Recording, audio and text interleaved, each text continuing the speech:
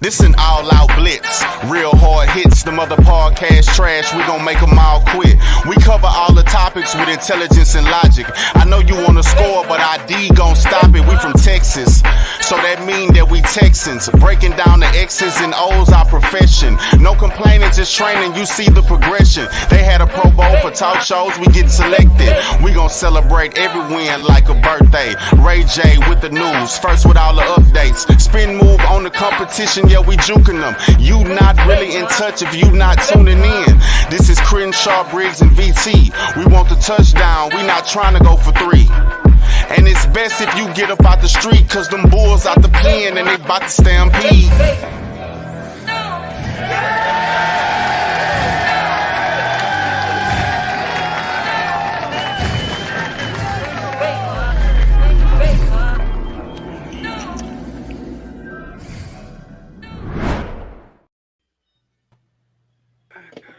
Hey guys, welcome to the Texans Fan Battle Podcast, brought to you by the Fan Battle Sports Network.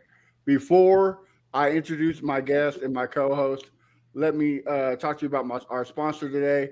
It is Tomorrow's Retro, made by diehard fans, giving Texans gear the pride you deserve with the retro look of tomorrow's superstars. Get your best looking merch for your Houston Texans. You know, all you gotta do is use the code TFB10 to get 10% off at the store, right there at the website. So, guys, make sure you check it off. And now that's over, let me introduce you my guest. Before we got a special guest, I'm kind of fanboy and not lying. So, but before I introduce him, let me introduce my amazing trio. First off, I got my A1 since the A1, Mr. Crenshaw. What's up? What's up? And B, it's been about a year since you've been with us now, huh? Yeah, so, it's been over a year. And so our little but big brother, Mr. VT, how's it going on, man? What's going on? What's going on? What's going on? And guys, if you're a hardcore football gamer like I am, and you had NFL Quarterback Club 99, you knew this, and you used that quarterback challenge.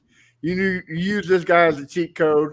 We got ex-Texan and quarterback Super Bowl champion, Mr. Tony Banks. What's going on, sir? How are you doing? I'm doing well, fellas. Thanks for the invite, man. So are you enjoying the season so far? Man, I would have never expected for CJ Stroud to play so well, but me and my son are big CJ fans, so we're not surprised, but we're rooting for the Texans and Coach Ryans for sure. All right. Well, let's jump right into it. Some injury updates. Stingley and Charlie Heck are coming back. Tony, as a quarterback, you know, depend on the line. So, is having Charlie Heck a big key coming back from injury? Well, yeah, no doubt. Anytime you get some security from a young quarterback's perspective, I remember my rookie year with the Rams, we started, I think it was at one point in time, 9 rookies. So 9 out of the 11, every position we had seemed like we were starting rookies. So at that point in time, I thought I didn't need anybody but my strong arm. I got to find out real soon that I needed a lot more than that. So yeah, it's always a blessing when you can have some health and some continuity when it comes to playing that tough position in the NFL for sure. Me and BT, you know, like we said, we got Stingley coming back. How's that help the defense? So I think it makes a big difference in our cornerback room because actually our corners haven't been the greatest. I've been a big proponent of Shaquille Griffin, and I know Crenshaw's been a big proponent of Steven Nelson. But the issue is that lately they haven't necessarily been on their best game. They're allowing close to 70% of their targets. And so we have some issues with just allowing too many yards to go by. This is a big issue. So Stingley has been a lockdown corner when he played. The problem is he hasn't stayed healthy. So I'd love for him to be available for this Cincinnati game. I don't think he will. I think it'll be 1 or 2 weeks. I think he'll be ready by the Jags game at the latest, potentially Arizona. But I'm really glad to see him come back and hopefully come back and prove me and all the other dudes that are saying that, you know, he's injury prone. Can he actually stay healthy? Can he stay healthy for the rest of the season? I want to see him perform, and I need to see him stay healthy. And yeah, the number one hater is our boy Crenshaw. So what do you think, Crenshaw? What's your take on it? No comment on Stingley. Next question. Really? Wow. All right. Well, That's what y'all do on this show, man. Y'all just let a dude just say no comment. What you scared of?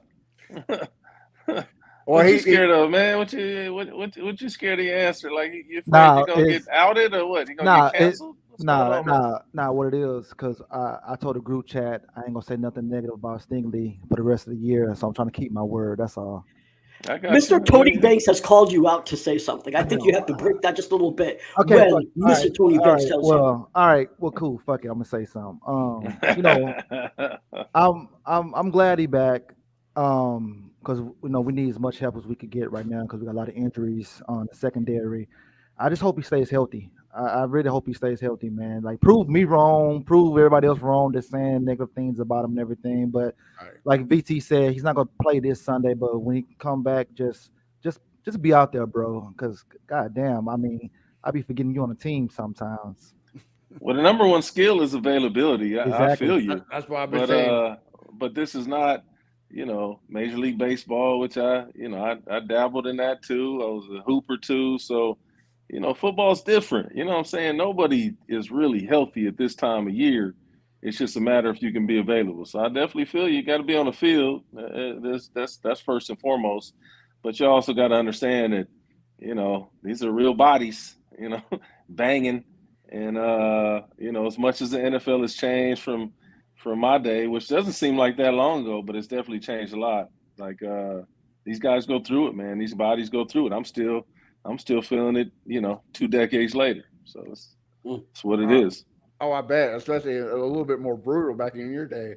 So I can only imagine the pain. Like you said, it's a brutal sport, and just because people think you have shoulder pads and a helmet like that, you're protected. I've spoke with rugby players that said they rather play rugby than play football because you're constantly hitting each other. And he said those protective gear, really don't help. I mean, if you take a helmet to the chest, it's going to hurt for a couple of days. So yeah. Well, that's why the NFL is taking on the whole rugby tackling whole situation. You're trying to take your head out the tackling situation, like.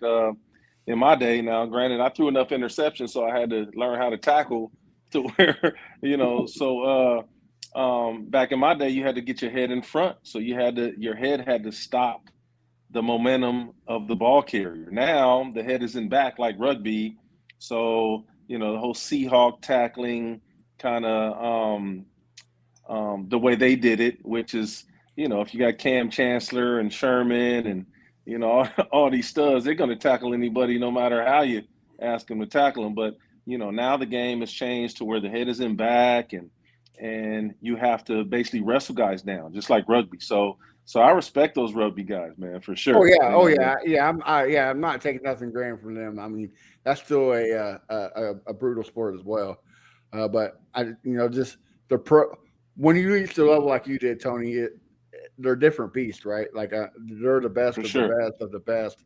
So I couldn't imagine getting hit people like Aaron Donald and JJ Watt every day. Like I'd probably quit the first day. Like I'm good, man. Like nah, I'm not gonna do that. So I go back to the Reggie White days, man. Oh, exactly. By Reggie White, John Randall, like I mean, for sure, right? For Warren sure. Sapp. I mean, the list can go on. So.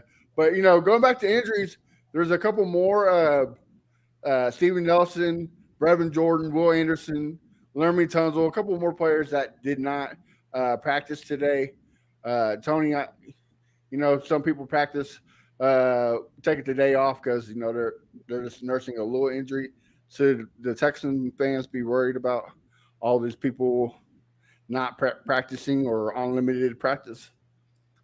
I'll tell you what, nobody wants to see Will Anderson or Tunsil being injured because those are two cogs of both sides of the line of scrimmage. And you talk about the best teams in the league when it comes to whether you're talking about the Eagles or the Niners or, even the Cowboys to some extent out here where I am, like they control the line of scrimmage. So anytime you can have those guys healthy, you have a better chance of winning, especially with a young quarterback. Like the fact that, CJ doesn't throw the ball to the other team is a great part of your offense, but that also alludes to the fact that he's got good protection from time to time. He's got young guys getting open. Like there's just a synergy to, especially the offensive passing game, where guys got to be where they're supposed to be at the time they're supposed to be there. And, you need to have protection. For a guy like CJ, my son's for this year, but he's been a quarterback his whole life. And we follow quarterbacks as a family, especially, I ain't gonna lie. I grew up, rooting for black quarterbacks. So I'm very pro-black quarterback. Not like I don't root for other guys. My favorite quarterback of all time probably is Brett Favre, but I root for guys like CJ. I root for Bryce Young. I root for Lamar Jackson. I root for these guys because, I see how far that position has come. Like when I was playing, black quarterbacks we were so physically gifted. We didn't work at the small things. So to see guys like CJ, Russell Wilson, and Bryce Young that really they take advantage of the small things, like studying and staying there late. Like I'm just saying, like we didn't do that. Like a lot of black quarterbacks in my day, we didn't do that because things came really easy to us. We could throw the ball further than most guys. We could, we were more mobile. So just visually, it seemed like we didn't have to work at those small things. So I really appreciate this younger generation, like really taking advantage of the fact that, there's so much more to the position than just being physically gifted. So I'm a big fan of these guys, and CJ is one of those guys. It doesn't surprise me that he's had so much success. I thought Bryce Young would have some more success too, but it goes to show you that at that position, you need so much more than just being able to throw a pretty spiral. Yeah, for real. Crenshaw, what do you think about the injury? The people who are practicing. I mean, it's a big deal, but if they don't practice on Friday, then I'd be a little bit more concerned and everything. So right now, I'm just gonna take it, day by day, as they say in baseball. And Tony, I like what you said about with the pro black and everything. I'm with you as well. I root for my black quarterbacks and everything because it's always about skill and they say that we don't study film as much and everything. So I like what you said right there. So that was a good take. Yeah, I tend to agree with you guys. BT, what about you? So there's certain injuries that I think are more worrisome than others. Obviously, we just talked about needing better cornerback help, but Steven Nelson has been a big part of a quarterback room, and he's hurt. He has a neck and back injury, so we're short there. So we're going to have an issue. They have just brought up Grayland Arnold for safety. We have 3 safety injuries. Jimmy Ward is out. So Jimmy Ward, as well as MJ Stewart and Eric Murray. That's 3 safeties. We're bringing Grayland Arnold, so he's have to play there. We're likely going to have to, if Steven Nelson doesn't play another corner. We're already missing Stingley, so we're on our second corner there as well. So really the only starter in our secondary, really Tevir Thomas and Jalen Petrie. So that's going to be a struggle going against the Bengals. Blake Cashman has been our best linebacker, and he didn't practice because of a wrist injury. So that's going to be a problem. Andrew Beck, obviously our only fullback that we really use, except for the preseason, he's also been used as a tight end. Now, the thing is, we really don't have a lot of tight ends healthy. Dalton Schultz has been our tight end 1. Brevin Jordan is hurt. TQ is hurt. We brought in another tight end, but he's basically a body at that point. So that's an issue. Denzel Perryman has been our best Mike linebacker. We saw Henry To'oTo'o not be able to cover the tight end for Tampa and almost cost us the game. So him being out is an issue. So there are some really concerning issues there. I do have hope that some of these guys will practice tomorrow, and so if they don't, that's really something that we'll talk more about on Sunday after the game. But I do hope that some of these guys come back. I wanted to address what Tony Banks said as well. One of the things that CJ Stroud is being praised for is the fact that he is a student of the game. Not only is he just amazing in terms of his accuracy, but he actually spends a lot of time studying film, so much so that Tank Dell was asked about this on The Athletic during a podcast, and he was asked why CJ Stroud has been performing so well. 470 yards, 5 touchdowns, no interceptions, one of the best rookie quarterback performances we've ever seen in NFL history. And he said one of the reasons that CJ has been this good is because he prepares. They have a group chat where they have wide receivers, tight ends, all the receivers in the group chat. And even if it's 11 p.m., CJ will send them clips of videos and say, if we see this look, this is how we're going to modify the route. So he's already taking care of things that honestly are a vet is really what literally this happens, like a vet. This guy is 9 games in, acting like a fifth-year veteran quarterback. So, when they said, oh, this guy, and excuse my language, but I got to say it, right? Because I feel like some of the stuff that CJ, some of the shit that he got during the offseason, in my opinion, was a bit racist, right? You're calling a black quarterback basically dumb and because he failed an S2 test. The hell cares about an S2 test? This dude can play ball. Then they try to throw in the fact that his father is in prison and they use that against him. And so they kind of combined like the black quarterback that failed a test and his father's in prison as almost holding him back, right? And I feel like they did that. I feel like a lot of it was racist. I feel some of it was ignorance, but I feel like it's just accepted. So I'm glad that he was able to basically give the middle finger to everyone that doubted him and say, I don't care about a test. I understand that I had to face hardships in my personal life, but I'm one of the best quarterbacks in the NFL, and I'm only 9 games in the season. Watch this.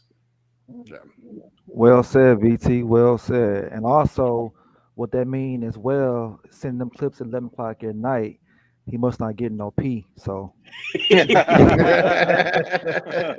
Well, I'm glad. I'll be one to tell you that if you're a starting quarterback in the NFL, you don't have no issues with that. But he is a strong Christian kid, so I hope he's that's what I'm saying. He's a Christian kid. So I hope he's got those issues under control. My best year in the NFL is when I got saved. So I fell prey after that. Once I had some success, I went back to some old habits. But I so appreciate, me being in Houston.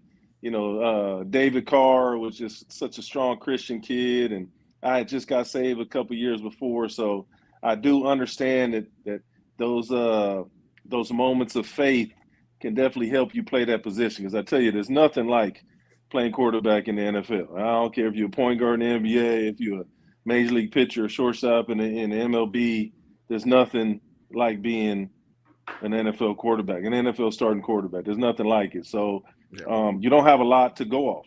You don't have a lot of people to confide in other than the other quarterbacks that have dealt with some of the similar things. So again, me and my family are big CJ Stroud fans, obviously. VT, I'm glad you brought that up, and I kind of want to get your opinion on too, Mr. Banks. I don't know if you saw the press conference afterwards where he spoke about his father's conditions in jail, how they are horrible, and that no human being should be going through that. But he did say that yes, he committed a crime, and he should be pretty much saying do the crime, do the time. But now he's getting a backlash because people are saying that he is only speaking out now because he's a famous football player. It makes me dumbfounded how you can, because now that he had a platform, he's speaking about it. It's because he's famous. I mean, what was it? I mean, if it was Tom Brady, would it be the same thing? Like I'm not seeing it. It doesn't make sense to me. Well, so look, there are discrepancies and differences in all our upbringings and all that. CJ Stroud has been a famous football player for a few years now. This is not the first year he's a famous football player. He's been balling out in the Big Ten for years now, right? He, sending guys who transfer in over to Ohio State, sending them out of there because they're like, hey, we can't compete with this guy. We out of here. So similar like Justin Fields and Joe Burrow. Like Joe Burrow understood, hey, I can't beat this guy out. I'm out here. Like these are situations that are physically morphed into other situations. Like, so my point is, when I say all that, like when I was a young quarterback growing up, granted it was a long time ago, like I'm old as all get out, but like I did not grow up wanting to be, like I can't remember like dreaming about being a Super Bowl champion. Like I I remember people telling me, family, friends, you need to change positions. You're not going to be a college quarterback. Then when I became a college player, you're not going to be a top draft pick. Then when I became that, you're not going to be a starting quarterback in the NFL. So these are things I dealt with. I'm not saying CJ Stroud or any of these young quarterbacks, no matter what their race is, have dealt with this. But my point is that like a guy like Tom Brady didn't grow up thinking about, hey, I'm just trying to get into the league. People telling me I can't do it. I just want to be a starter. Like he dreamed about championships. So when I reflect back on my career and some of like my issues are some of the same issues that some of my buddies have had playing the position growing up, that you want to dispel all these like doubts. So when I became a starting quarterback in the NFL, it was almost like I arrived, like whereas Tom Brady, I guarantee you that him and Peyton Manning, they dreamed about championships. They didn't dream about throwing a pretty spiral on Monday night or being a starter where people said they couldn't. So we all have these different roads that we pave when it comes to playing that position. That position, like I said, is like no other position in all the sports. So you need some things to go your way, right? So CJ Stroud has been able to see quarterbacks way beyond me, believe me, that have taken the preparation seriously. Me, when I came into the league, I was compared to Randall Cunningham, which I thought was awesome. He was one of my favorite quarterbacks as I was blossoming into a high school, college quarterback. But then as I got into the league, I was like, man, I can't move like him. Like, why they compare me to that guy? Right. But I also had other aspects. I was able to read coverage. I played for Nick Saban my senior year. I was able to be able to take his NFL offense, and I wasn't dumbfounded when I got into the NFL. So there are stages that it takes to play this position really well. So that's what I mean when I'm like a fan of guys. Like I appreciate the struggle. I appreciate like that these guys have taken preparation to a whole nother level. Like when Peyton Manning came into the league, like I was like, the dude can't even throw a spiral. Why are we celebrating this guy?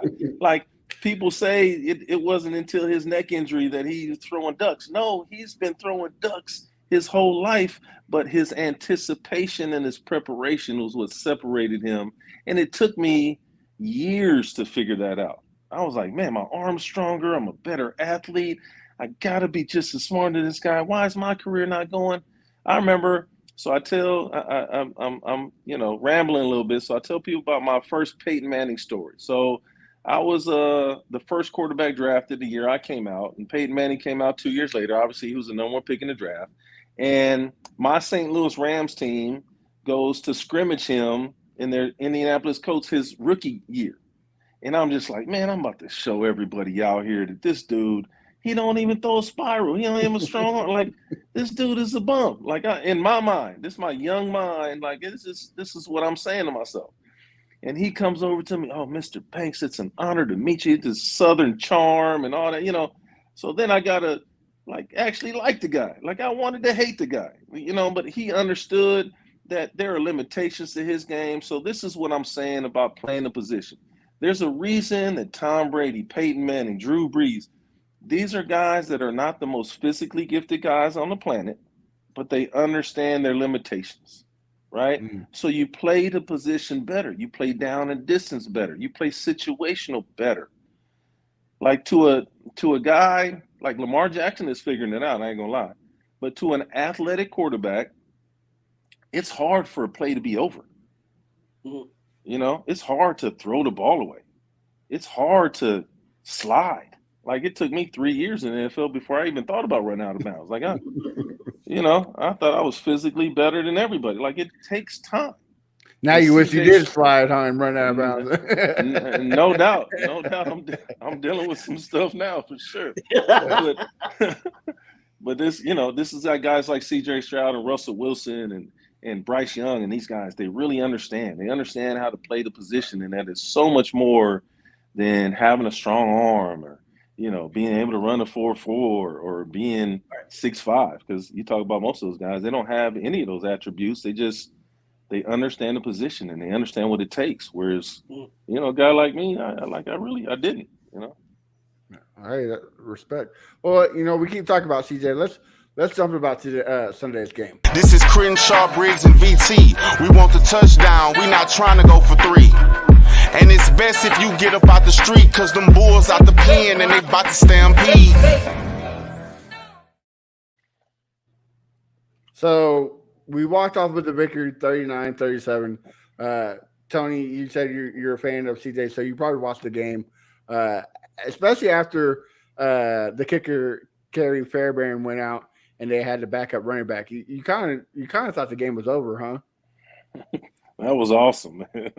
I can see why, the team celebrated, the kid being able to, kick off and get a touchback. And I could see that because the special teams is so much different in the practice than offense and defense. They're it's barely incorporated into a practice, it's a 30-minute period in a 2.5-hour practice, so I was never really great friends with kickers and punters and because their practice schedule is different. Like some of those guys wouldn't play golf while we practice, it was just different. So I appreciate the whole team aspect of really being able to celebrate a guy to be able to contribute to a position like that he's not normally known for doing, man. I thought that was awesome.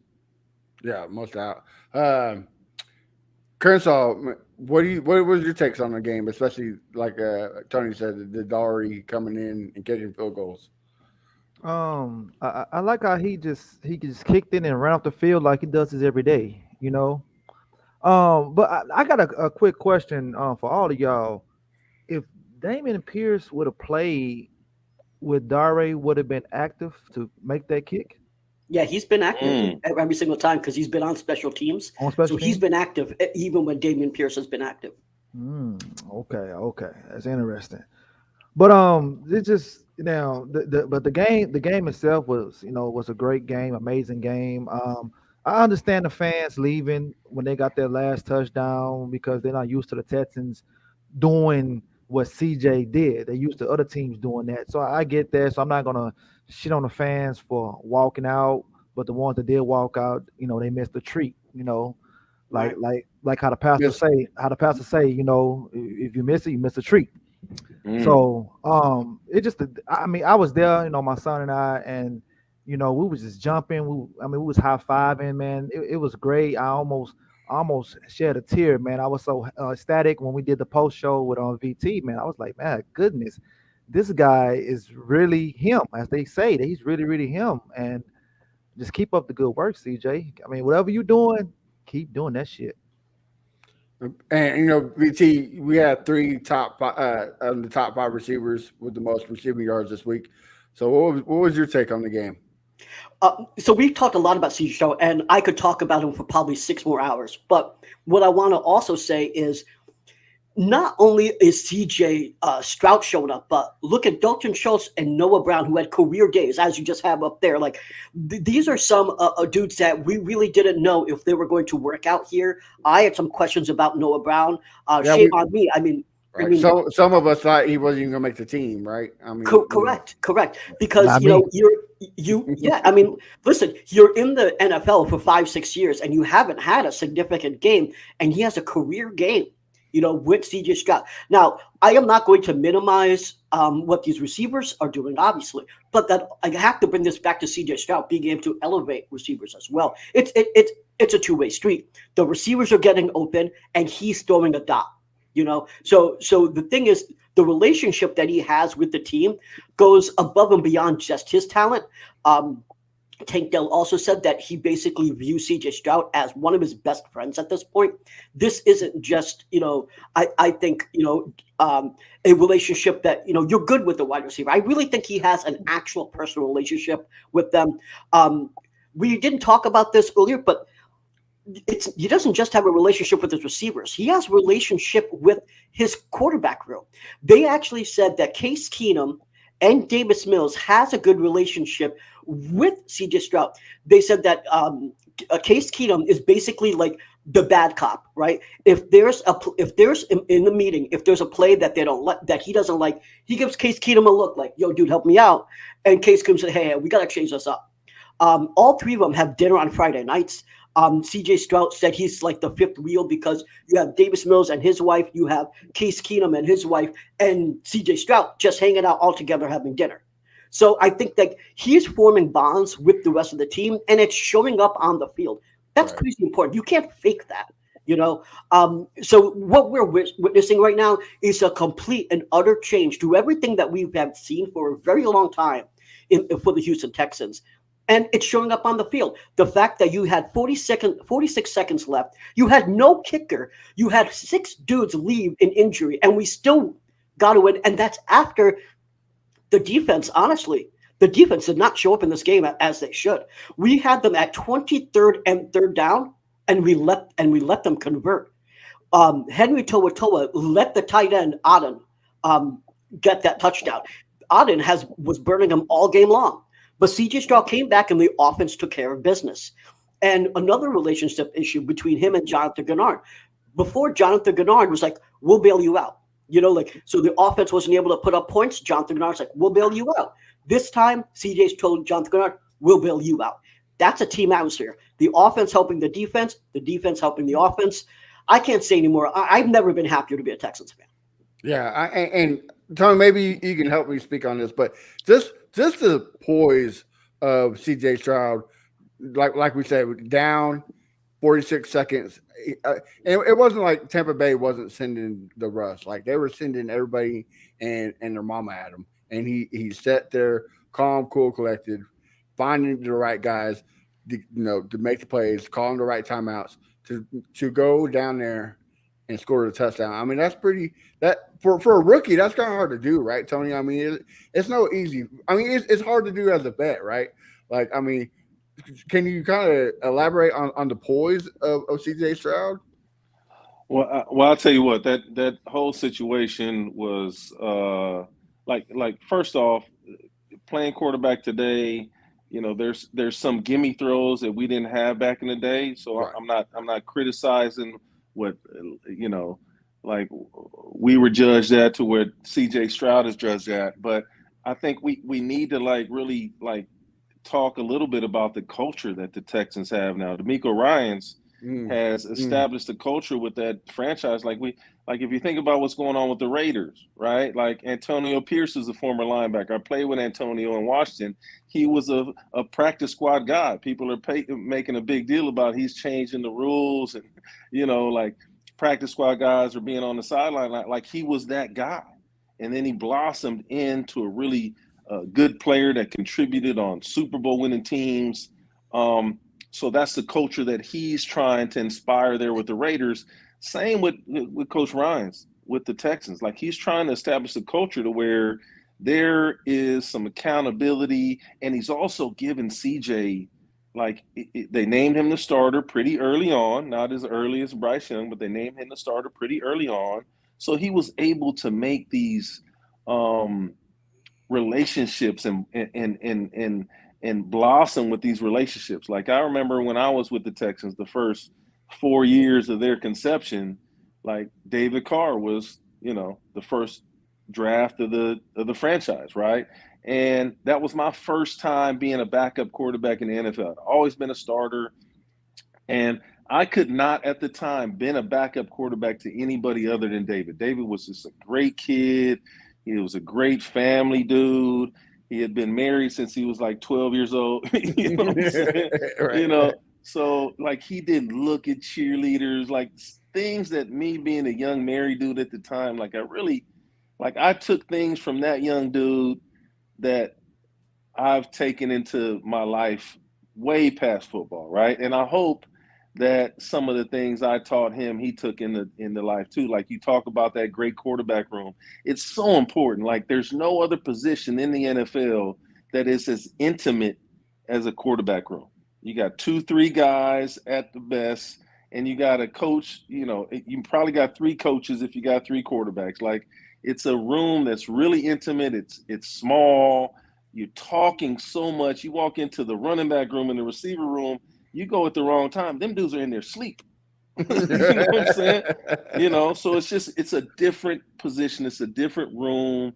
So the fact that you got a guy like Case Keenum, like, this is what I wish I would have been better for David at the time when I played with David, because David was a people pleaser. Like, if the offense coordinator gave him the game plan for the week, he's like, I like it all, coach. It's all good. It's great, right? Knowing that when he went out there to practice, some things you could tell he wasn't comfortable with. But he would just, oh, it's great, coach. It's a great game plan. Every play is great. Call whatever you want. Whereas you just said, like, a guy like Case Keenum is like, hey, maybe he ain't ready for that. Maybe we shouldn't do that. Let me talk to CJ. Like, that's the relationship you need in that room for that room to blossom, right? Yeah. And every team does not have that, man. I promise you.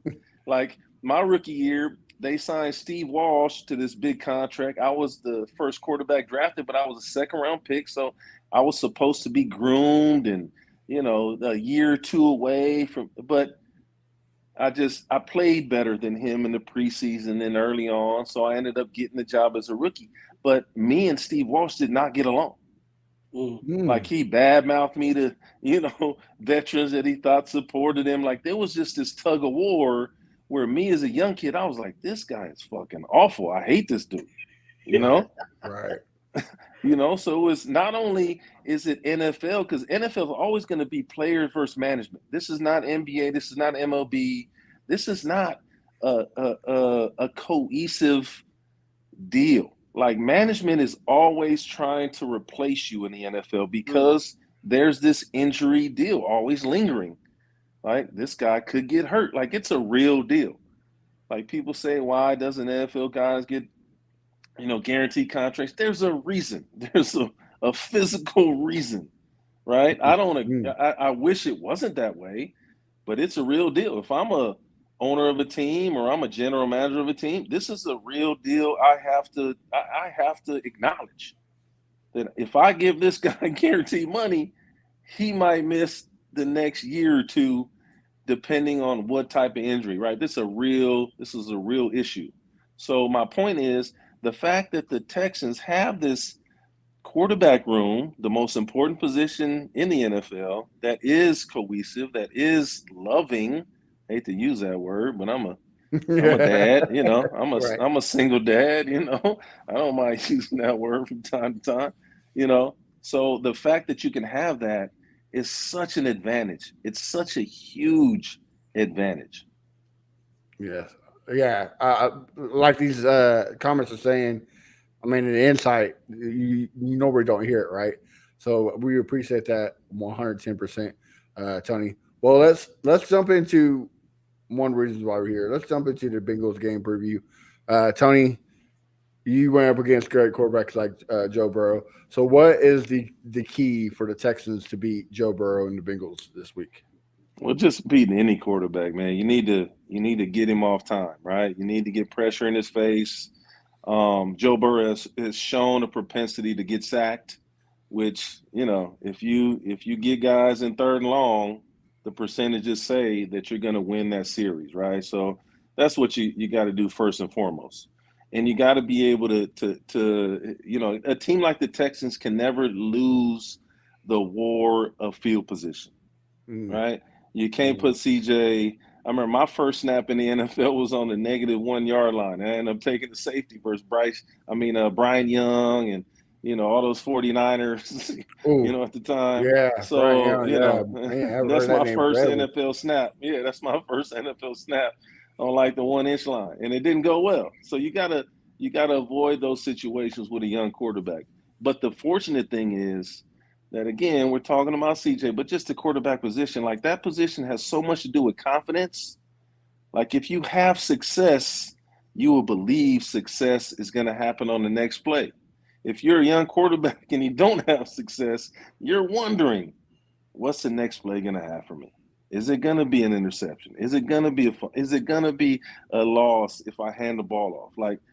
Like these are real situations of an NFL quarterback. And when you have success the way CJ has, you can't help but think that the next play is going to be positive, that I'm going to make the play to win the game. And that's what happened last week, man. That's what's so beautiful about what's going on with the Texans right now. Yeah, I mean, no doubt, right? I mean, exactly that. Everybody counted them out, and you just said it. CJ Stroud took the game and won it. BT, what's your thoughts on it? First of all, I just want to remind everyone that CJ Stroud's first pass was a reception to himself. So he also had an awkward start to his NFL career. Steve Young's happened the same thing with Steve Young. I just watched his documentary not too long ago saying his first pass was to himself too, I think. So getting back to the Bengals game preview. So we talked a lot about the Texans injuries, and obviously I'm never praying for injuries. I don't care if it's an opponent, divisional opponent or not, but obviously it's football, so you got to talk about the matchups. Jamar Chase did not practice today. T. Higgins did not actually hurt himself at practice. So that is something to note because we've talked about the cornerback room and Steven Nelson may not play. So that's going to be important because we have not been able to stop good receivers. Well, plus you don't want no excuses, right? Like you don't want these NFL analysts and these guys saying, oh, well, the Texans just won because Jamar Chase and T. Higgins were out. No, if we win this game, we want everybody healthy, everybody playing. So that way, we beat the Bengals. We beat an AFC champion. So put some respect on the Texans name. So honestly, I agree. Even if they say that, I say F you because we're so injured that I don't care what they say about, of the Bengals having a few injuries. I mean, we literally have – how many names did we just read off? Like 15? I honestly, I'm going to say I can't even count that high. There's too many freaking injuries on our side for anyone to say that that we only won because the Bengals have one or two receivers out. But some things of note. How can we win this game? What are the issues going into this game? I just mentioned our defense has not been have been outstanding, right? A lot of people thought, including myself, that we would have the top 5 secondary because we thought we would have Derek Stingley and Steven Nelson both playing at elite levels there. We would have Jimmy Ward and Jalen Petrie, but we've had injuries with Jimmy Ward and Jalen Petrie, and Ward is injured now again. We had Tavir Thomas, who's been out for a while. He's back. So our secondary has been had a lot of injuries. So that's why, they haven't been as good. We're also playing a lot of zone defense. Why we're playing a lot of zone defense? Well, one of the reasons is because our corners aren't necessarily being where they are at. Perhaps we should play a little more man. Maybe that's on D'Amico. But at the same time, how can you do that when you don't have the backup? You don't have the safeties to back it up. If you don't have Ward there, you really can't do that. So something to note is that right now our defense has not been successful, and Burrow has put up over 100 passer rating in his 3 of his last 4 games. In the beginning, he had a calf muscle injury, and so he hasn't been playing well. But as you see on the screen, he lit up the Bills secondary with 348 yards, 2 touchdowns, 108.9 passer rating. Guy's obviously back to being where he was. Now look at us. We gave up 265 yards to Baker Mayfield, someone who we don't necessarily consider a top 10 quarterback, but we gave up 265 yards to him. Overall, we're giving up a 94 passer rating to quarterbacks in the season. All in all, we're just not doing good in our secondary. We're giving up too many yards. Why am I keep saying this? Well, because I think that this is going to be the only way we win this game, honestly, is have a repeat of Tampa Bay of the second half, meaning you got to air this motherfucker out. You got to give the ball to CJ. I mean, I'm a big proponent of the run game. You know that. I've been preaching it for how long? But the bottom line is that we can't stop his offense. I don't care if it's just the tight ends. We actually are horrible on stopping tight ends because we put Henry To'oTo'o in that position a lot of times. And he loves using his tight ends. He used 3 tight ends last time. And so he's going to use his tight ends again. I don't care if Jamar Chase is out. I don't care if T. Higgins is out. He's going to find a way to get the ball through the air to his receivers. So that's going to be a problem. How do we defeat them? CJ has to hit our receivers, and he's got to put up more than 30 points. This is going to be another situation where there's 30 points on either side. So without going on a diatribe, I'll let everyone else continue the discussion. But the bottom line for me is defense isn't going to win us this game. This game is going to be won by the offense. Kershaw, you agree? Yes, I do agree. It's going to be won by the offense. And no, VT, I mean, the cornerbacks isn't doing that bad. I mean, think about it. Take off the Mike Evans 53-yard pass that he caught. They're going to give up 198 yards passing. So they're not doing as bad as you saying they are. But We're 31 of 32 in completions for the last 3 games. We're literally almost the worst team in the NFL by giving up as many completions. 31 of 32, Crenshaw. Zone okay, yes, we 31 of 32, but the reason why we lost one of those last 3 games was because of offense, not defense. I mean, Correct. that doesn't change the stat of the quarters giving up too many catches. I mean, they're not going to be perfect, though, VT. You're not going to be perfect because those guys aren't 31 of 32. I get it, but they aren't locked down cornerbacks. But okay, anyways, okay. Just like I've been preaching the last couple of weeks, pass that bitch. Keep passing the ball on first, second down. Yeah. There you go. First, second down, pass the ball. I know we're trying to establish a run, but we just can't do it. I know the Bengals not good against the run, but we just can't do it. Just keep passing the ball. Trying to keep Burrow off the field on third downs, which as VT said, we haven't been good at. And hopefully the Ohio State fans will back up CJ, and we'll come out with a W. All right. Well, let's jump to the prediction. Hey, can I Go ahead, jump in on that? Old Absolutely. So I agree with everything you guys are saying, right? Obviously the Texans offense is better when CJ has the ball in his hands, but so I'm gonna debate that just a little bit by saying, so I was no CJ Stroud, right? I was I was a second round pick, first quarterback draft in the year I came out. Every time people talk about a terrible draft as far as quarterbacks go, my name comes up, right? So I'm not saying that I have all the answers, but the best friend to a young quarterback, or to any quarterback really, is a run game. So I'm gonna feed you with this stat. So I started, I think, something like 80 games in the NFL. So when I had a 100-yard rusher, I only lost 1 game in my whole career, right? And I'm going to tell you that 1 game I lost, that 100-yard rusher, Stephen Davis, when I played for the Redskins, who I love Stephen Davis, he fumbled when we were in the 4-minute offense trying to run the air out the ball. He fumbled, and Dallas kicked the winning field goal. We were winning that game. That game was won. So my point is that as much as we want to say CJ is the answer and he's playing well, like, to beat good teams, you don't need to actually run the ball for 150 yards. You need the threat of the run, right? You need to be able to put that ball in the belly of the running back and those linebackers to be able to be like salivating, right? I'm going to make it TFL. And then you hit them behind the head with play action. Like, this is what football's about. I don't care if you talk about when I played or today's game and the whole horizontal game that they're playing today with all the bubble screens, which to me, if you complete a pass behind the line of scrimmage, it should be counted as a run. I'm tired of all these guys throwing for 900 yards a game and they barely throwing the ball across the line of scrimmage.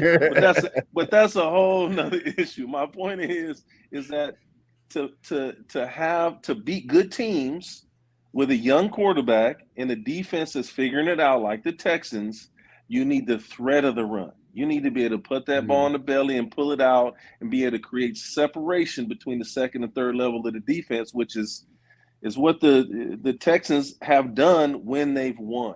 They haven't relied on just, straight drop back and CJ Reed getting through his progression. They haven't relied just on that. Like, they've really done a good job of balance and being able to have the threat of the run. And a guy like Dameon Pierce, when he's healthy, provides that threat.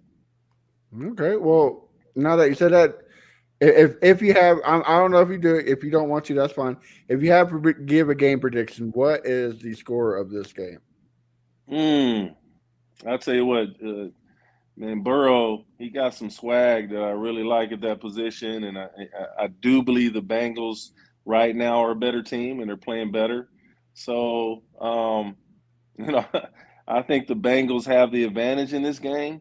But anytime you're coming off a game like CJ Stroud just had, and that offense just had, and Tank Dell, and all these guys, like they believe in these guys. So I think it's going to be a close game, but I do think the Bengals are a better team. Okay. Mr. VT. Yeah, I'll give you my prediction. I just want to address really quickly what Tony Banks said about the run game, and I completely agree with you. I think when you don't have the threat of a run game, they can drop 8 in coverage every single time, and you basically he's going to have to throw it away when no one's open. Especially when you put that many people in coverage. So I do understand that's an issue. I think that the Bengals now have to respect the threat of the pass, which means they won't be able to just drop 8 in coverage, which means we may see a little more of the run game in use. I'm not saying that we'll see heavy usage, but I agree that we should have the threat of the run in there. I think that Dameon Pierce is still out, I believe. I don't think he's going to play this game, but Singletary should be able to get a couple yards. He was not really able to really land anything last game. But that's really on the run blocking. The run blocking has been pretty awful, frankly, one of the worst in the NFL, just from a run blocking perspective.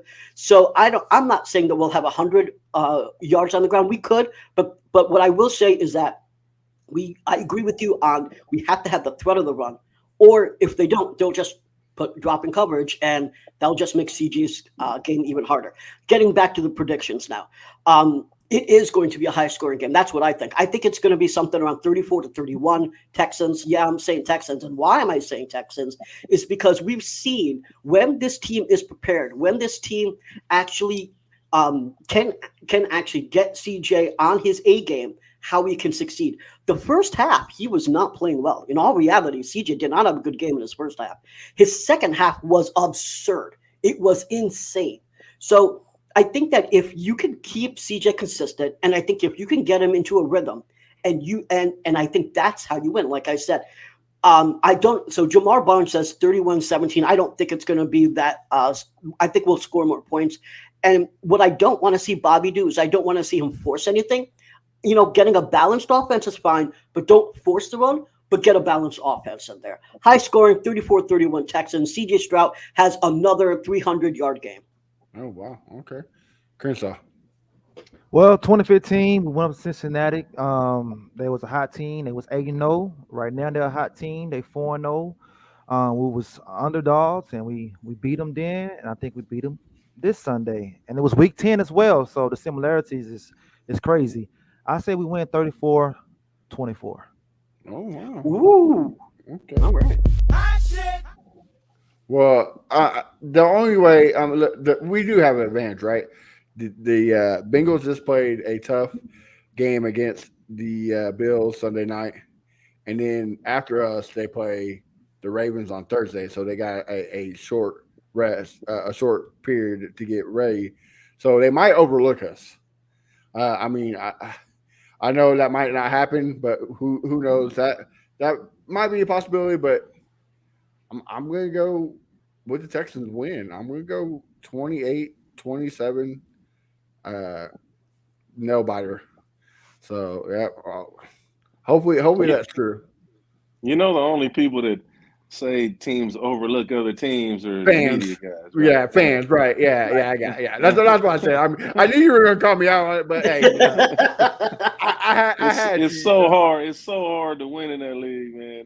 I don't remember. I've been on a lot of bad teams, and I don't remember. And I, one good team, so I don't remember overlooking anybody. But it does happen. There's a chance that maybe one guy, brings a lady into the hotel, late at night or something, or has one too many drinks Friday night. Sir Antonio those Brown. Chances like this is where the advantages lie. I know on teams that we were not very good, it was habits. It wasn't like most of the talent is so even. Like you got a quarterback, you got an Aaron Rodgers, you got a chance to win. I don't care who's on your roster. But most teams don't have that guy. Most of the time when you lose, looking back on my career, it's habits. It's guys that just couldn't, they couldn't rein in their habits, right? They were staying out too late on Friday. They, one or two drinks on Friday night is going to affect you on Sunday afternoon. Like, so sometimes when I see guys cramping up, especially early in the season, I'm like, oh, this dude, he been out too much. Like it's from my experience, and it's not always right. Don't get me wrong. But I'm just saying, like, most of the difference in winning and losing is culture and habits. And, obviously quarterback. Like, if you got one of those top 5 guys, you got a chance. But everybody else, you got 25 teams that don't have those top 5 guys. Right. Mm-hmm. That the difference in winning is so minuscule, man. It's so minuscule. Right. That one game or that one play when you cramping up, when the other guy on the other side ain't cramping up, that's gonna win you games. Tony, I just said that just to give us fans hope. I mean, I get players like you. Y'all don't believe in that, just overlooking teams and the whole theory that, oh, we suck this year, let's tank. I know players don't have that mindset of, yeah, we suck, so we're going to tank this year. We're not going to give us all. I mean, I played college baseball, high school football. We never gave up. Like, we always, it doesn't matter how, if you're down by 17, down by 3, you're going to play the same no matter what. So I totally understand that. But hey, as a fan, I hope they do, but I know they're not, So, well, before we wrap up the show, let's do a little segment called "Who is Tony Banks?"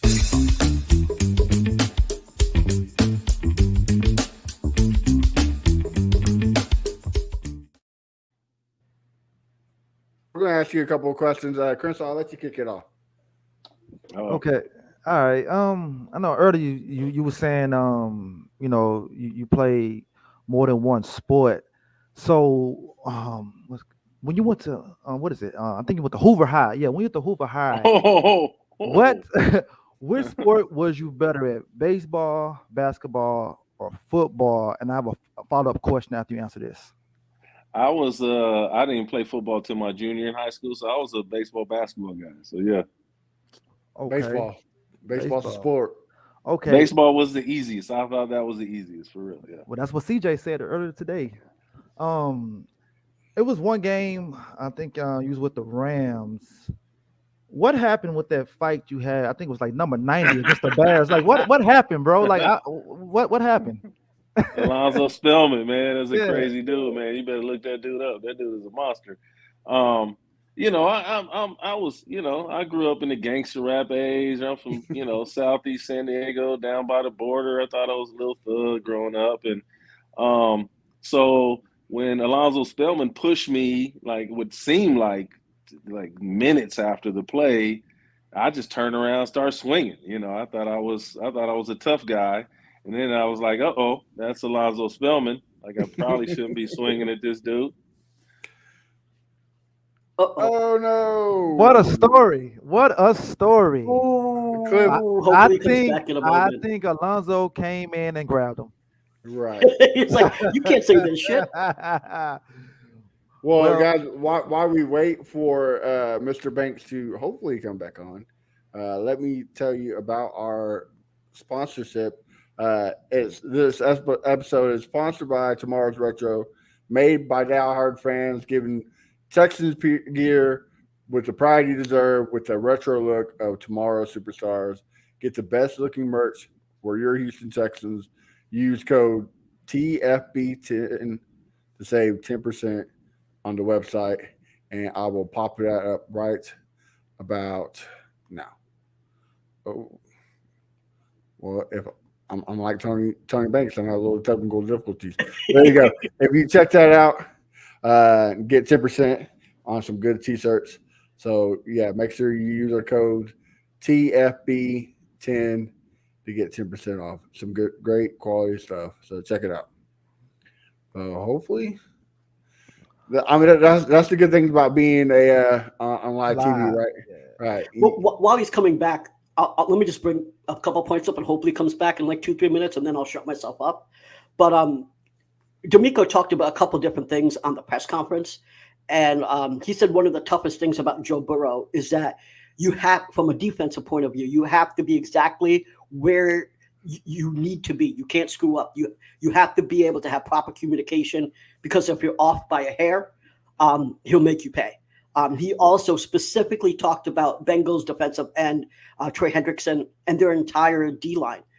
He said that they were relentless, a good motor. They play fast. They force fumbles. In fact, they have the most takeaways, actually second most takeaways, 11 in the league. So that's something that we're going to have to worry about, because if they take a couple fumbles, that could cost us the game. So Lou is going to get them prepared. I have no doubt about that. And then he also did say about Stingley, because I know people are asking, but he did say, we'll see how he progresses through the week. That's coach speaks to say, I'm not telling you anything. And so those are the three things just that we didn't talk about, but are important takeaways from the D'Amico press conference. Yeah. And especially, I think it was Sunday's press conference where he told the guys, good win, now move on. Like, okay, get it out of your system. Like, it's time to quit celebrating because we got the Bengals next. Like, so that's the key factor of D'Amico, right? Like, yeah, it was a great game. It was a historic game, but now it's not time to shut up and shoot up. Let's get out there and knock it out. So you got something to say?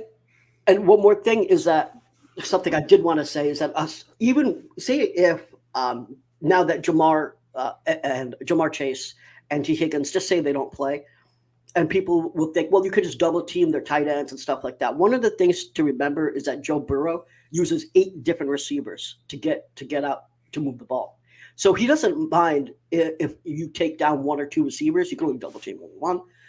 And so he'll just go through someone else. So he doesn't have – if you take away 1 or 2 of his receivers, he'll find someone else. So we can't just rely on double teaming. We have to be able to tackle. Something that we have an issue with is we have a lot of missed tackles, and so we're giving up a lot of yak. And so one of the biggest things that we'll have to do, because I do think he's going to hit his tight ends, especially if Chase and Higgins aren't there, and they'll be able to get yak, and we'll have to be able to tackle properly. So that's another thing that we're going to have to be able to do. Yeah, and in the show notes that you shared, you said that we are like 11th in QB rushes and I think 30th in sacks. I personally think it's because of never mind. We'll find out. Yay, Tony's back. I can't hear you.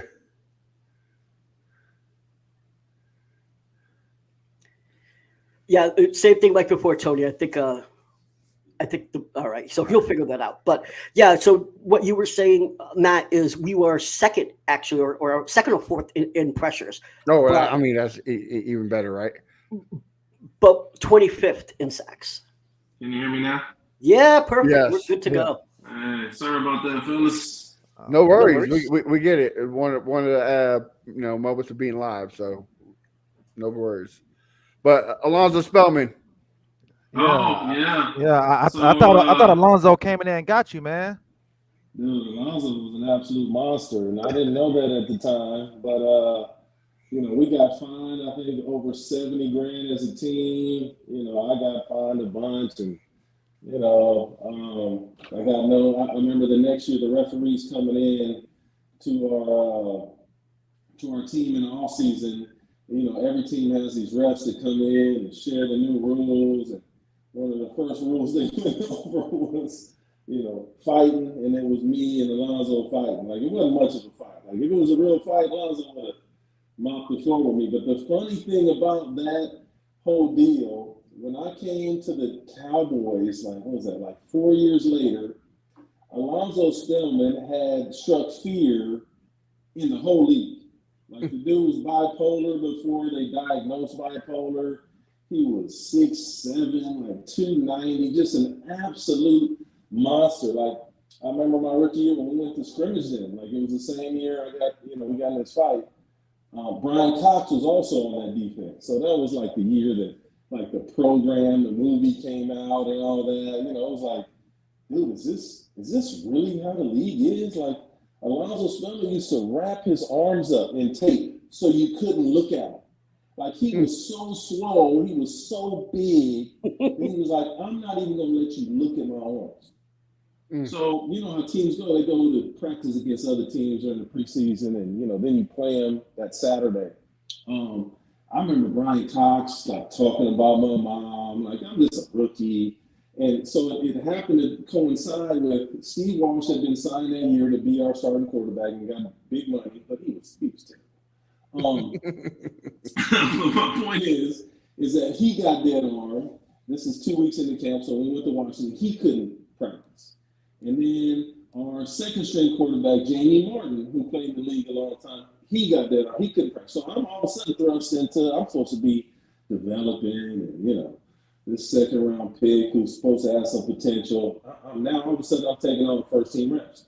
And I'm looking across the line of scrimmage. I got this dude who's 6'7", 290, and he breathing all crazy. He's got his arms all taped up. And then Brian Cox talking about my mom. It was just a crazy initiation into the NFL. But my point is, the time I signed with the Cowboys, maybe 4 or 5 years later, whatever it was,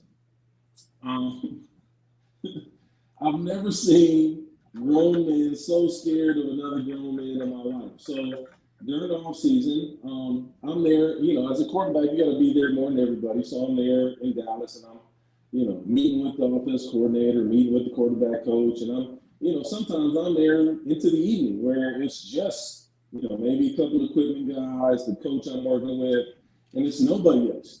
So Alonzo comes in with a boombox, like I'm talking about. It's like 6 p.m. in the evening, right? Alonzo comes in with a boombox. This was way before the days of, you having your headphones on like I'm having now. This is way before those days. And you see grown men scattering in the Dallas Cowboy facility because Alonzo Spellman is in the building. Right? They're scattering. They had already given his locker to another undrafted rookie. They had the other guy's name plaque up on his locker. They went and took that name plaque off the locker and ran back into the equipment room because Alonzo Spellman was in the building. There was no player in my career that struck more fear, at least just this dude would snap at any moment. I ain't talking about fear. He was not an Aaron Donald type of guy on the field, but when you talk about off the field, this dude was an absolute monster. And my dumb, but as a rookie, tried to get in the fight with him. Fortunately, we cleared the benches. My offensive line had my back, and that was that situation, which could have went much worse. BT, what about you? You got a question for Mr. Banks? Yeah. So I heard on a previous interview that when you played baseball and then even when you got your check, you weren't really into it. And I gotta ask, when you were playing that baseball, what went through your head every day? I know you weren't really enjoying yourself. So how did you get through it? Man, like I said, baseball for me came really easy.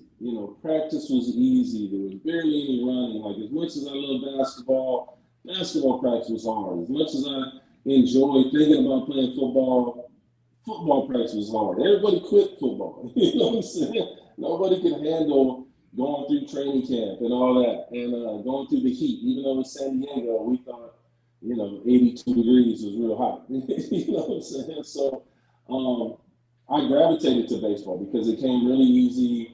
I didn't have to work at it very hard. And then they threw that money at me coming out of high school. My dad, my mom was on welfare when I lived with her. I moved in with my dad in the 9th grade. My dad had a small little construction business. My signing bonus was more than he saw ever in his life. And I wasn't a first round pick, but I got paid pretty well because I had some football scholarships to leverage. So I thought I was going to be the next King Griffey. I was like, man, I'm going to be in the minors for a day or two.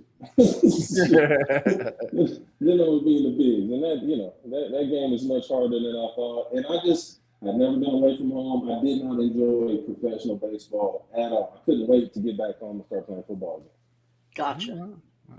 Well, Tony, I've seen a couple articles where where a couple guys wanted you to be the starter of the Texans to give David Carr, the rookie, some time to learn from you, some time to get adjusted to the speed of the game. But I guess you were told, don't even, be good at practice. Kind of take a step back in practice and give the guy confidence. How did that go? Did that upset you, or did you understand? I mean, it's the name of the game, but what went through your mind when all of that went down? I tell you what, I think about that a lot these days. I was at a different point in my life. Like I still viewed myself as a starting quarterback in the NFL. I was still trying to get that opportunity. Not really understanding what already basically failing at 3 of your franchise being their starting quarterback really meant. Like there's a lot more than throwing the spiral that goes into being a starting quarterback in the NFL. Like the fans have to really want you there. Management needs to get behind you. Like there's a whole process that goes behind you being a starting quarterback in the NFL. And fortunately for me, David Carr was just a phenomenal kid. You know, he was a strong Christian. He already had kids. I didn't have kids. I didn't even conceive my child until my last year in the league. So I can appreciate being a father now. You know, I think I would have been a better quarterback if I'd been a father during my career, but I was so focused on being a starting quarterback. And, you know, I was a young married dude, me and the wifey traveling and all that. So my point in saying that is that I was very fortunate to be, I wouldn't say a backup quarterback in Houston, but to be a tutor to David. I just wish I would have been better because he was coached to be like our system at the time was trying to turn him into Peyton Manning, which he was not. So now me being a guy that, you know, like evaluates quarterbacks now, like so much of it is about fit, right? Like David was not Peyton Manning. He was not a guy you could just cripple at the line of scrimmage and, hey, you get us into the perfect play. He was more like Brett Favre. I'm telling you, Brett Favre never audibled a day in his life, right? But he played fast. He played for, you know, Holmgren and Andy Reid, guys that didn't ask him to get him into perfect plays. They were just like, make this play work. We got answers for everything. Even if it's throwing a swing route versus the blitz or a flat route versus the blitz, hey, we're going to get the ball out of your hands, and that's how we're going to operate. So Peyton Manning, that whole deal, when he came into the league, there were teams that wanted their young quarterbacks to do what Peyton did, which Peyton played really slow, right? Like the ball wasn't getting snapped to like 2 seconds on the play clock because he was looking at everything. He was, you know, getting you from a bad play to a good play, which, you know, gets to the point now when you see a Kansas City Chiefs offense. Like I think about like Pat Mahomes being in the Colts offense or even the Texans offense back then. Then you might not see Pat Mahomes the way he really is. Right. Because he's not playing fast. He's not playing free. You know, he's got to look at, is this a 3 technique? Is this a bear front? Is it, you know, what coverage is it? I got to get it. You know, you're basically as offense coordinator, when you're in that offense, you just throw a play up on the dashboard. You know, it's like, here, this is the play, but if it's not good, get us into a better play. Which not all quarterbacks are built like that. Peyton Manning couldn't play like Pat Mahomes, right? So he needed to be in that offense, but that didn't mean that David Carr should have been in that offense. So I think like David is physically way more gifted than Derek. Oh, okay.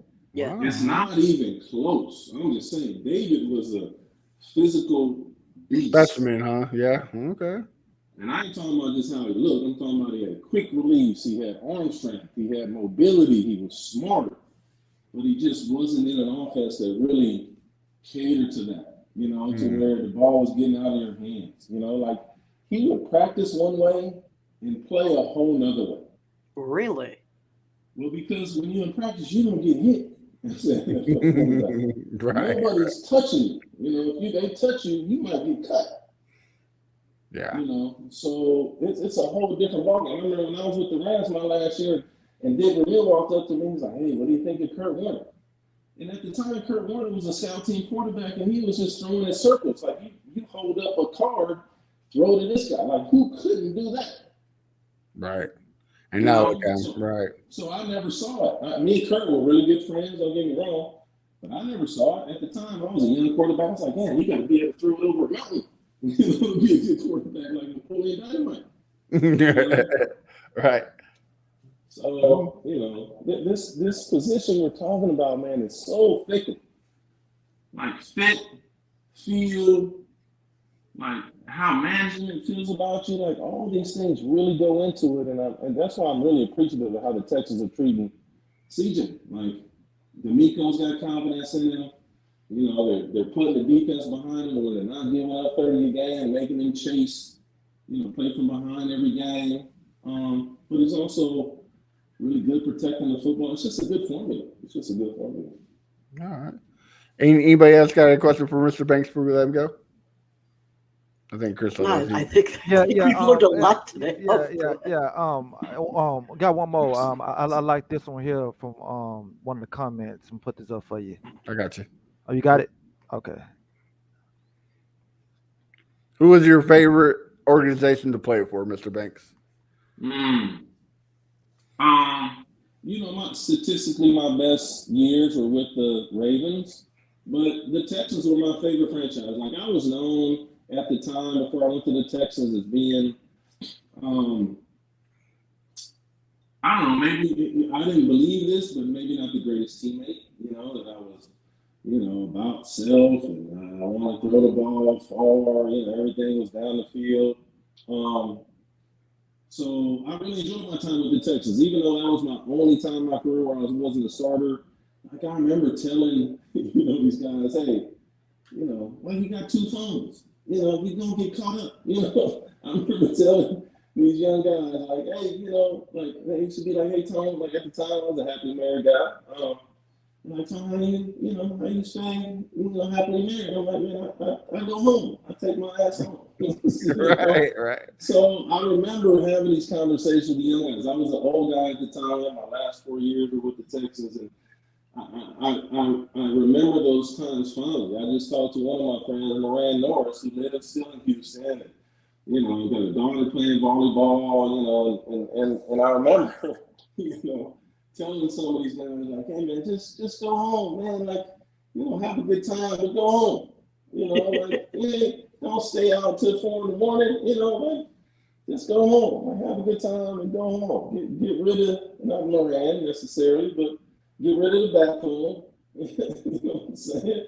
Because I don't know how many times I saw him, and I was like, hey Tommy, you told me to get rid of that phone, and I left it in the other car, and the wifey drove it to, drop the kid off to school. And, it's just bad stuff. You know what I'm saying? Like a lot of the guys, like, what people don't understand in the NFL, like there's a strong, like, Christian, unit. We have Bible study. We really try to do things the right way. Now it's 50 to 60 guys on the team, so it's not everybody, but we really try to be good family men, and there's obviously influences out there that you guys, I'm sure, know of that can make it hard, but we really try to be good dudes, and that's, when I look back in my career, like, I appreciate when I got to help guys with the Texans, like, hey, keep the families together, it's just some of this stuff ain't worth it, so I appreciate those times. All right. Well, Mr. Banks, we appreciate you coming on. It's such an honor. But before we let you go, I do got to ask you, you won a Super Bowl championship with the Ravens. Was that defense that year the best defense of all time? Because in my opinion, it's hands down the best. Like, nobody can stop him. Ray Lewis is just a beast. But am I right or am I wrong, Mr. Banks? In your opinion, was that the best? We won the Super Bowl with Trent Dilfer throwing like 12 times a game. So I tell you what, when that whole change was made between me and Trent Dilfer, regardless of injury, whatever, like, they let me throw it 30, 35 times a game. When we changed, like I tell people all the time, like, we would not have won the Super Bowl that year, I don't think, if I would have remained a starting quarterback. Even though I had some monster games that year, early in the year, because Trent was okay with audibling from a run to another run. Like, I was never that way. Like, I was never going to check to a run.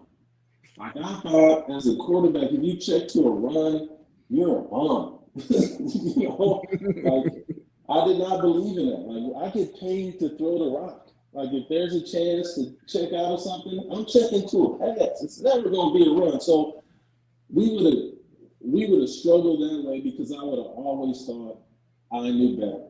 Trent was like, hey, I don't know better. I'm going to hand the ball off. We're going to hand it to Jamal Lewis, and we're going to, the defense is going to keep us in it. I didn't care about the defense when I was the starter for that team. I mean, I love Ray. Me and Ray hung out a lot, but I was just not that quarterback. I was not going to run the ball. I remember my last game starting with the Ravens. Our game plan was just tell Tony the personnel. That was our game plan. He will get us into the right play. That was my last game starting as a Raven. And, I had a lot of success audibly when I was there, but that was not one of those days. And the rest is history, man. We ran the ball down people's throat and played great defense. And I tell people this. When people ask me about Ray Lewis, even at the time, like I've never been a rah-rah guy. I don't believe like that's something that grown men need to, you need a guy to give you a speech and, Ray needs to have some encouraging words for you to play well. I've never been that guy. I tell you what, Ray was an inspiring dude, man. We had maybe 9 players on that defense that were Pro Bowl caliber. And when he didn't practice, we used to shred that freaking defense. But when Ray practiced, like I remember him and Marvin Lewis, it was like they were father and son. You would hear Marvin on the sideline checking the stuff, and there was no earphones in the defenders' helmets at the time. Like it was only quarterbacks, right? Like so Ray couldn't hear what the hell Marvin was talking about on the sideline, but it just seemed like they were in sync. You would hear Marvin say something, then Ray would check to it, and then the defense would succeed. It was amazing, man. I've never seen anything like it. And also, like Ray studied like a quarterback. Like normally on a franchise, it's the quarterback, maybe a few offensive linemen that stay later because that's the complicated stuff normally. Protections and how we going, what we gonna do against these blitzes, like what's our calls gonna be, all that kind of stuff. Ray used to make those dudes like stay and watch them. And when Ray said, "Hey, this what we doing," Ray was the young dude on that defense. When Ray said, "This what we doing," I guarantee you those dudes stayed. And we talking about Pro Bowls, like 10-year vets at the time. Me and Ray got drafted the same year, so at the time we had our 4th and 5th year. But when that dude spoke, them old dudes was like, okay, Ray wants to we got to stay, And it was it showed on game. Well, Mr. Banks, great stuff. Thank you again for coming on. Why don't you tell all of our listeners and fans where we can find you on social media and what you got cooking, that way we can support you? Oh, man, I'm only on Instagram. What is it, Tony Banks QB12 or something like that. But, I'm not a big social media guy, but you see when you get me on here, you can't shut me up. So hey, we love it. We love it. So, yeah, we're going to have to do this again. We greatly appreciate it. So thank you for coming on. VT, where can we find you at? You can find me at Brown Chubby Bear on Facebook, on Twitter, X, whatever you want to call it, Instagram, typically in a space about 3 to 4 times a week. So find me and we'll talk some Texans. And Mr. Crenshaw. You can find me at Fifth or Crenshaw everywhere. That's about it. And you can find me on A1 Day One Texans. I got a couple articles written for the Fanbow Sports Network, so make sure you check that out. And, of course, all you got to say to check us out podcast-wise is, hey, Siri, play the greatest Texans podcast, and it'll pop up every streaming platform. So make sure you check us out. And, guys, till then, have a great night, and we'll see you Sunday for the recap of the Bengals game. Good night. This is Crenshaw, Briggs, and VT.